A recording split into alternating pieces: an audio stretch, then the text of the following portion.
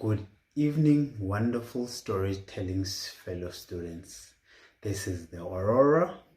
Let me tell you a story about the one time Poppy the homing pigeon went on a journey from which she would never return.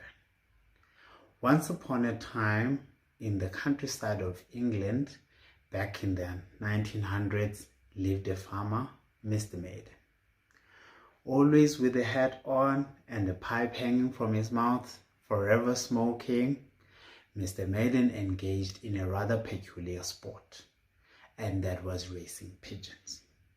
This was a very profitable sport for Mr. Maiden, and his favorite, very successful pigeon was Poppy the pigeon. Whenever he would go to races, it was a sure thing that Poppy would come back with some prize money.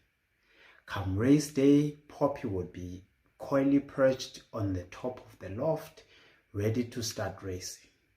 When the doors opened, Poppy would belt out at the speed of light, flying across to pretty much come back to the finish line.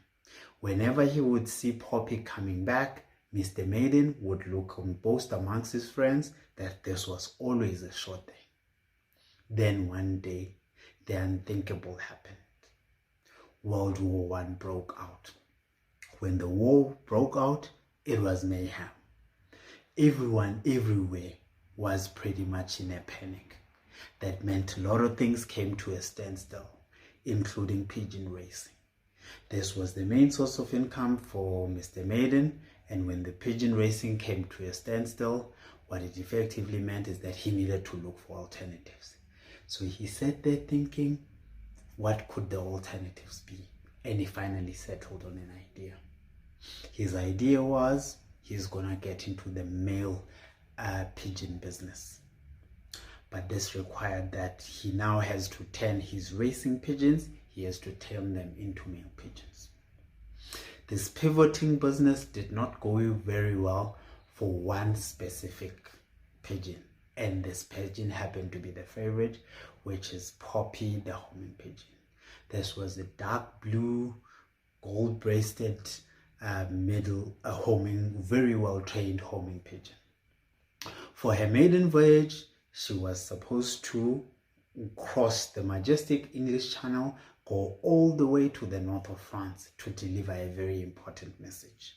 And Mr. Maiden trusted Poppy with this message. However, when she was traveling across, the war had broken out, there was gunfire, there was bombings, and this greatly distressed Poppy to a point that she missed her landing post. She had to turn back, going back to her loft with mission unaccomplished. This was greatly distressing for Mr. Maiden, and it was depressing for Poppy to arrive back with all of this trauma. Numerous subsequent missions were also a disaster for Poppy. However, on the other hand, for the other homing pigeons, they were nailing their delivery service. So with time, for fear of loss of revenue, Mr. Maiden started to leave Poppy at home more and more. This meant that now she wasn't going out as often as she used to. And soon she noticed a strange family that would come around, try to play with her. This was not usual.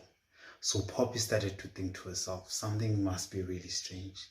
Mr. Maiden never lets anyone play with us pigeons. I wonder what's wrong. But she couldn't come to a conclusion.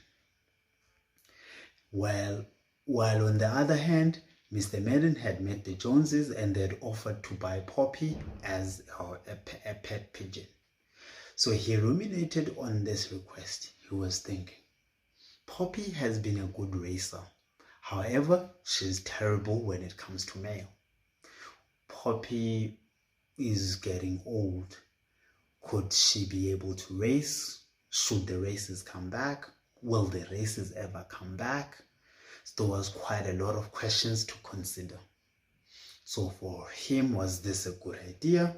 And then he figured he's getting offered a handsome amount of money for a pigeon that is not very productive. So he sat with this idea and it was still in consideration.